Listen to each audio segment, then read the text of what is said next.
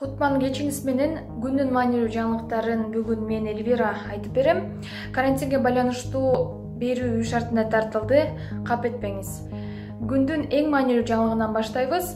Бүгүн эртең менен Саламаттык сактоо министри Космосбек Чолпунбаев 3 кыргызстандыкта коронавирус аныкталгандыгын кабарлады.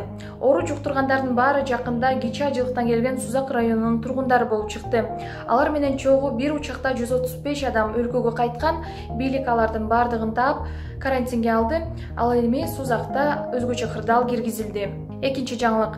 Кыргызстан мусулмандарынын дин башкармалыгынын башчысы Максат Ажы Токтомушев мечиттерде жума намазга убактылуу чектөө киргизилгендигин кабарлады. Ошол эле маалда мечиттер жабылбайт, имамдар мусулмандарга намаз убактысын эскертүү үчүн азан айтып турушат.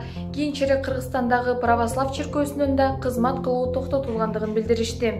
Үчүнчү жаңылык.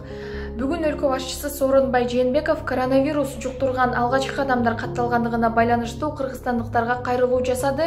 Жээнбеков өлкөдө медициналык кырдаал көзөмөлдөө экенин айтып, оорунун алдын алуу талаптарын сактоого чакырды. Ошондой эле ал өлкөдө азык-түлүк жана дары-дармек жетиштүү экендигин белгиледи. Коронавируска байланыштуу абалды президент сыноо деп атап, дүрбөлөң салгандар жоопкерчиликке тартылаарын эскертти. Соңку жаңылык. Коронавирус пандемиясынан улам жайындоочу Европанын чемпионаты 2021 жылга жылдырылды.